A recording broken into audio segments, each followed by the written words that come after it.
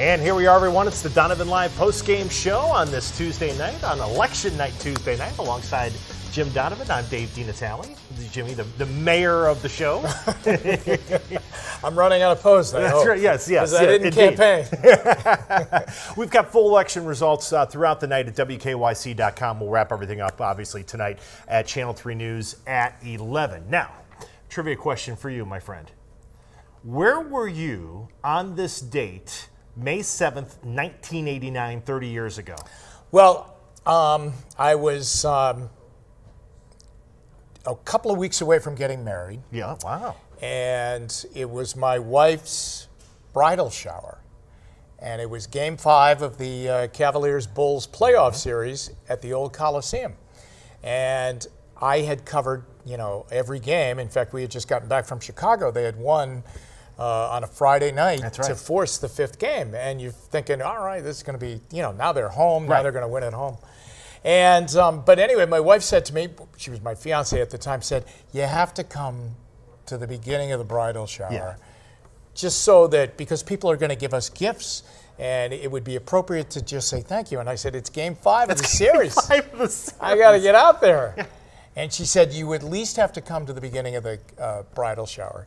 So it was an early tip that day. Yes. It was the first game of a CBS doubleheader. So, right. So anyway, they tipped early. And the bridal shower started, and I kept saying to Cheryl, is now the appropriate time that I can say thank you and get to the game?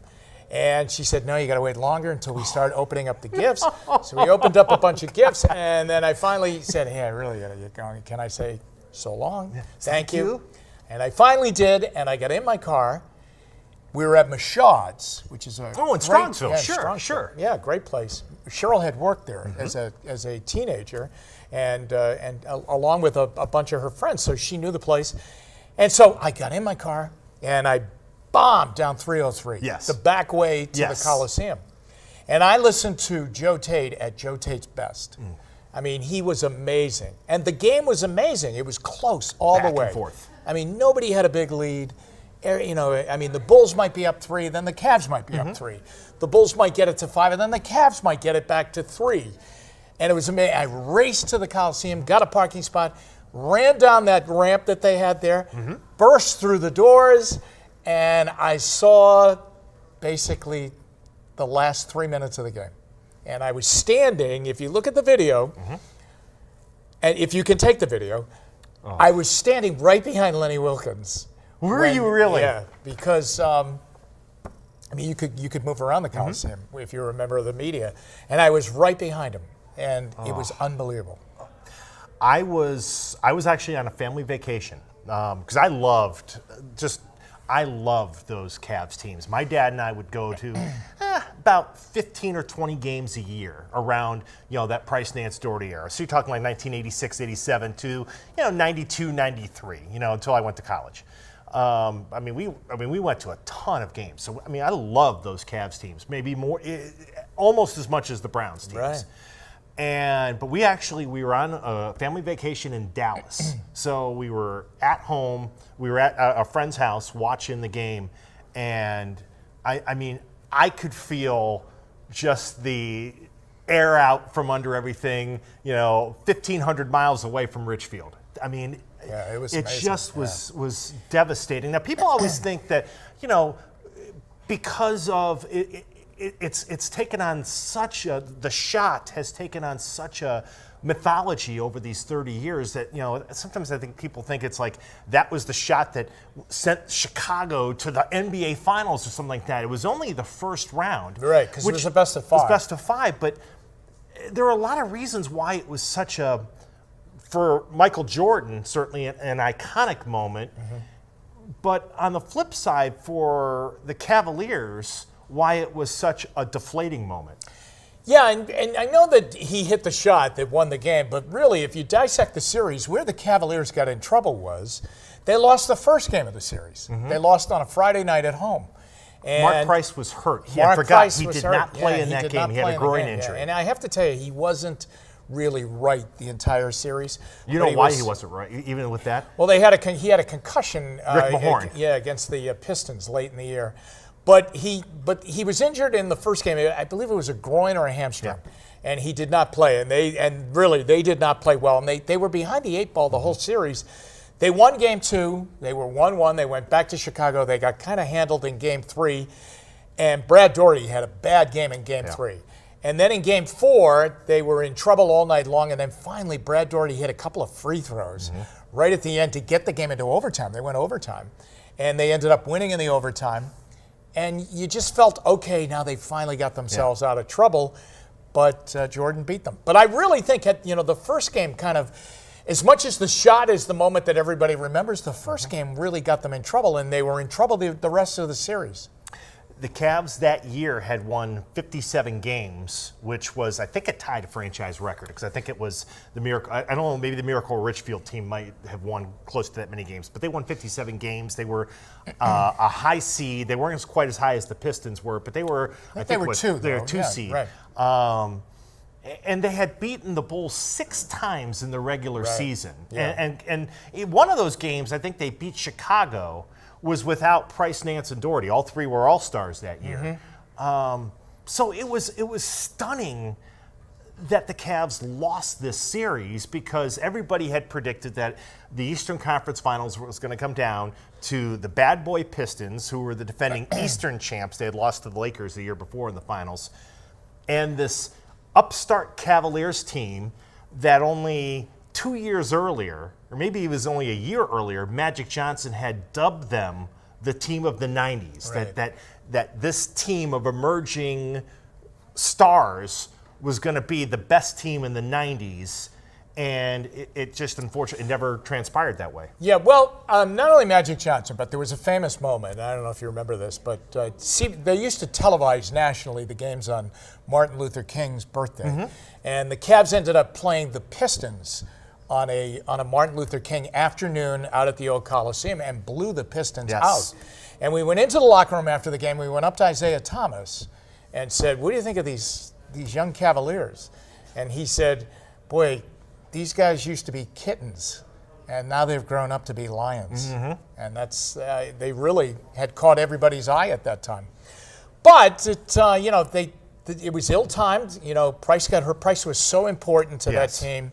And he just wasn't right the whole series. And they struggled in that 5th game at home, although it was very tight the whole game. It was just an incredible game. Yeah.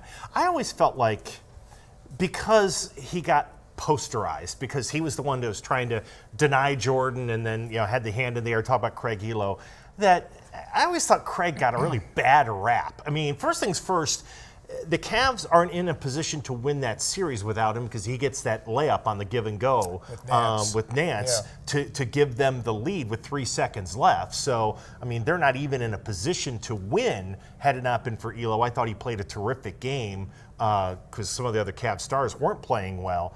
But I always thought, just in years, as time passed, I always thought Craig got a really bad rap. And it was almost like to the degree of Ernest Biner, where Believe Land, when they did the 30 for 30, years later, and the Cavs win the title, that Elo was one of the guys that was like, well, we can finally forgive him for something. And I was like, I never felt like he did anything wrong. Yeah. Jordan is the greatest of all time. Yeah. Well, I don't think we have to forgive anybody. I mean, really. Thank you. But he was kind of a pest. Yeah. So he was kind of a nasty pest because he was really a good defensive player. He was a pretty good offensive player, but he was really where he kind of made his mark in the NBA. You know how Danny Ainge was a pest? I mean, Danny Ainge was a pest. I mean, if you were in Boston, you loved him. Anywhere else, he was a pain in the neck. Yes. I mean, people would go after him. To some extent, Danny Ferry got that kind of treatment, probably only because he wouldn't allow himself to go to the team. Was it San Diego at the time? Who was the team that drafted him? LA Clippers. The LA Clippers, okay. And he wouldn't go there, so he went to Italy, and then Wayne Embry moved that trade. And Danny Ferry always wore that, that scarlet letter of being kind of a complainer, a baby, in some terms. When he came into the NBA, Elo was kind of he was always a pain in the neck if you were the other team playing against him because he was all over the place. I mean, and I think the other thing I admire about him is he took Michael Jordan. Yeah. They weren't standing in line to draw that defensive assignment. Yeah. He took him, and I thought he did as best he could. I mean, whoever stopped him? Yeah. And whoever stopped him in that situation? Yeah. I mean, he won championship games doing Yes. that. I So mean, yeah. that was just the start of it. And that was the thing. I mean, it still took Jordan 2 more seasons because the Pistons went on, they won the championship that year, beat the Lakers, then they won the championship the following year. It took 2 more seasons before the Bulls actually won a championship. But again, when you talk about Jordan as the great one, I always feel like everybody points to the shot as his really first great moment. And it's interesting because, I mean, he had 63 points in Boston Garden in a playoff game once and things like that. Yes, he did. But and lost. And lost. Yeah. But because, you know, it was a series-ending shot that becomes the first of many of his moments that are always shown. Well, if you remember, though, I mean, in LeBron James's career, there was that period of time where a lot of people said not only does he not hit the shot at the end of the game, he doesn't want to take the shot at the end of the game. So until he started to do that, and the one that comes to mind is the Eastern Conference Championship Series against Orlando, when he hit the shot after they had lost the first game and they're going to lose the second game, and he hit the shot that won the game, then that changed everybody's mentality. But there were other points where LeBron was a passer rather than a shooter at the end of the game. And I think that, you know, those poster moments, those memorable moments kind of launch a career. I really do think that happens. Right. And on the flip side, so the Cavs lose that series in 5, and it's a disappointing, bitter pill that gets you into that offseason after you win 57 games and you have everything. But hey, look, everybody's coming back. You're ready to compete. It's another season. And like a week into the new season, the 88, what would have been the 89-90 season, they traded Ron Harper, who was such an important part of that team and the chemistry of that team. They trade him to the aforementioned LA Clippers for the rights to get Danny Ferry. Not even for Danny Ferry, it's the rights to get Ferry. You still have to sign him. And I think Reggie Williams was the other player, plus a first-round draft pick. I mean, they gave up a ton, and they lost such a critical part of their chemistry. And, you know, there were all kinds of stories about why they did that trade and the fact that the owner didn't approve of maybe some of the people that Ron was hanging out with at the time. But you know, it was a devastating trade for that franchise. You know, I always liked Harper. I thought he was a great guy. Yeah. I mean, I never saw any signs of, you know, him hanging out with a bad pack of guys or anything. There were some other really weird stories that were going around about that. But you're right. I mean, that really tipped over the chemistry of that team, and that team was tightly bonded. Yeah. And you took and Ron Harper then went on and had an amazing career. Yeah. I mean, he went on and won championships all over the place. So, you know, not a great move. Not one of Wayne's biggest and best moves. And whether the owner called the shot on that, I mean, who knows? There have been a lot of things, as you pointed out, that have brought attention to that. That was sad that they never won. Yeah. You know, they ran into the Bulls a lot, and they just couldn't get by them. And it was a very difficult thing for them to do. And it didn't matter what they did in the regular season. Once they got into the playoffs against them, they really had their problems. And they had no answer for him, but not many did. Well, and then the other problem was, you know, as time went on, Jordan obviously elevated his game, but Pippen elevated his game. Right. And Horace Grant elevated his game. I mean, and Cartwright was just reliable. Paxson was they were reliable role players in that first three-peat. But you had what amounted to almost a big three when you talked about Chicago with Jordan, obviously, but Pippen and Grant were very good too. So, you know, all of a sudden the Cavs, you know, they had Price, they had Nance, they had Doherty, but it just wasn't enough. Yeah, it just wasn't enough. Yeah, it really wasn't enough. And Jordan just fed on the hate that the Coliseum crowds had for him because he beat them again at the buzzer and eliminated them in a 6-game series at one time in the Eastern Conference Final. Yeah. Lenny's last that was Lenny's last game. Yeah, I mean they really you know he just fed off of that and he had their number. Yeah. There was no doubt about it. So I bring all this up. Well, I wanted to because it's just an interesting day. It's a 30th anniversary.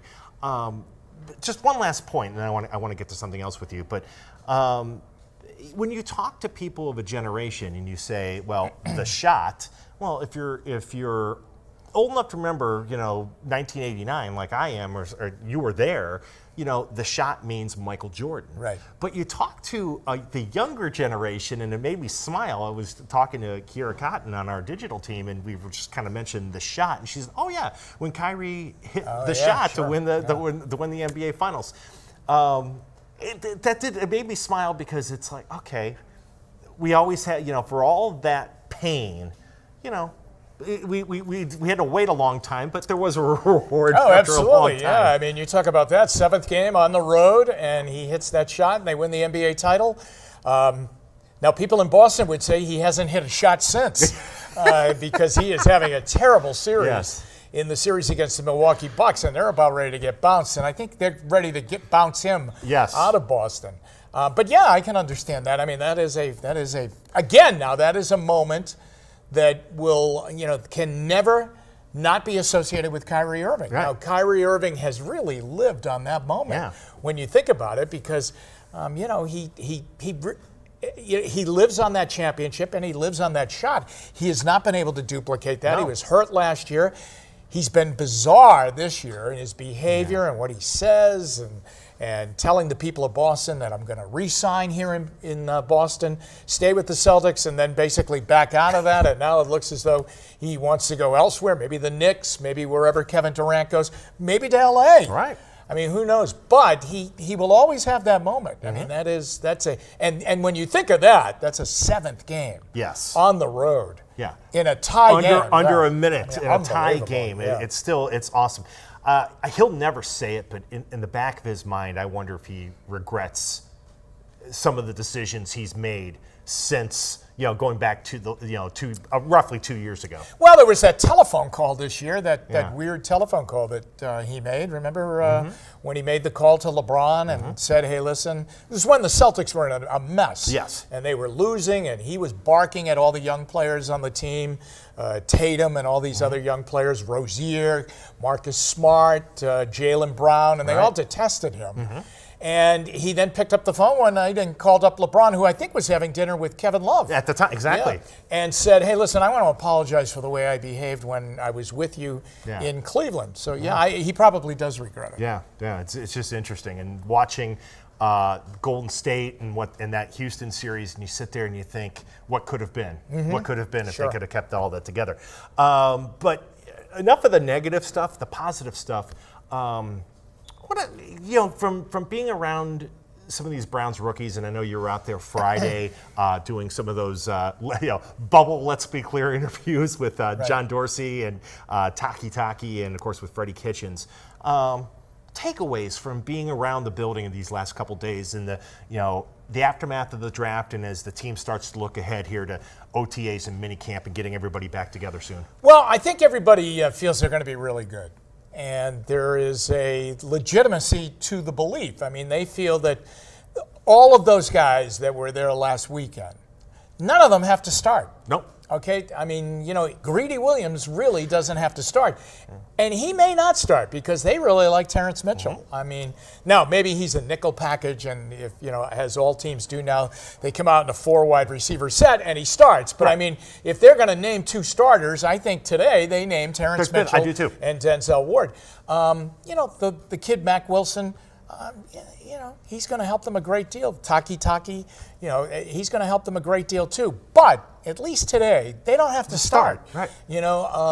So I think that what he has done is, it's kind of the old Steeler way. And the Steeler way is that because they're always so set with their lineup, although that might have changed this past year, and since the Ryan Shazier injury, but the Steelers typically, through the decades of their greatness, have always just drafted for what their model is, bring a guy in, he doesn't play right away, but he contributes on special teams, and as the season goes along, people get hurt, maybe gets in more time. It's almost like a fine wine.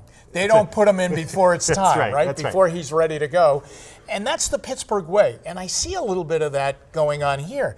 They don't need to put any of these guys in. No. They don't need to take a receiver who wows them last Saturday afternoon and say, "Oh my gosh, we got to get him in. We got to start him right now." I mean, really, they don't have to do. There were a lot of those guys, Dino, that are probably the best they will be able to do on this roster would be practice squad. And that's the big change. It's amazing.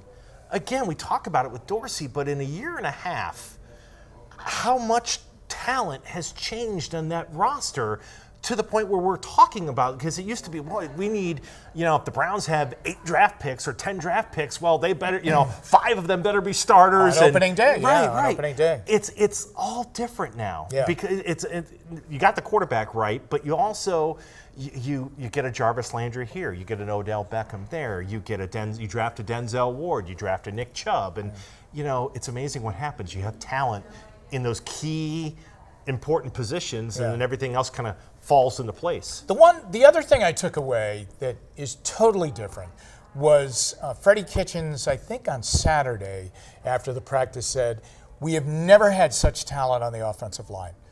Not with the starters and not with even the kids they brought in.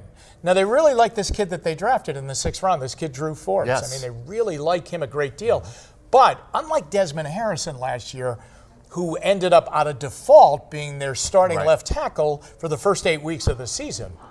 Unlike that situation, and with him, Drew Forbes is going to, first of all, get really coached by their offensive line coach, who is just tremendous. And then, he's going to wait his turn. Right. And not only with Harrison last year, but I mean, we were all in a Corbett, lather with Austin Corbett. Right. Where's he going to play? He's got to get him in. He's the 33rd pick in the draft. And believe me, I was blowing the trumpet on that too. Yeah. But it's okay right now. I mean, even this second wave of free agency that they went through, which went as very, very quiet offensive line signings, Kendall Lamb, a couple of other guys that they signed. Those are really staunch backups that started a lot of games last year for the particular teams that they were with. They are very deep on the offensive line. And all of that is to protect Baker Mayfield. I mean, that's the franchise. Yeah. That's the franchise. I mean, it's everything else, they have all this talent that we just mentioned, but it's all about in service of protecting Baker Mayfield. Absolutely. Oh, it is, yeah. And it's essential. It is. I mean, he's the guy. So, I mean, but now I look at it's May 7th. I mean, they've got OTA start next week, if I'm not mistaken? Yeah, they have 3 weeks of OTA starting next week. And then they'll have their mandatory minicamp, which will, of course, bear a lot of watching, especially in the Duke Johnson saga. Whether or not he shows up. If he doesn't show up, he's fined. He's not fined for missing voluntary workouts. The other thing is, I think they expect OBJ to start showing up a little bit, maybe once a week until the mandatory minicamp. And then it's a break, and then it's go time. Yeah. And then they're ready to go. It's going to fly. I mean, it's May 7th. I mean, it's going to be August 7th here, folks, before you know it. We're going to be talking about preseason games and things like that. That's how fast this offseason moves. Jimmy, as always, I appreciate it. Especially, I always like going back in memory lane for you. So, especially, where were you on May 7th? I was at a bridal shower. Yes, I mean, first of all, let me qualify it. I was at a bridal shower because it was my bride. Yes. You had no choice. It wasn't something I was hoping I was invited to. And I went to Bed Bath & Beyond and checked the registry. I mean, it was because I was directly involved. All right. Well, hey, folks, hope you enjoyed this show here on Facebook Live and YouTube. We're back again tomorrow. For Jimmy, I'm Dino. It's the Donovan Live postgame show on WKYC's Facebook Live.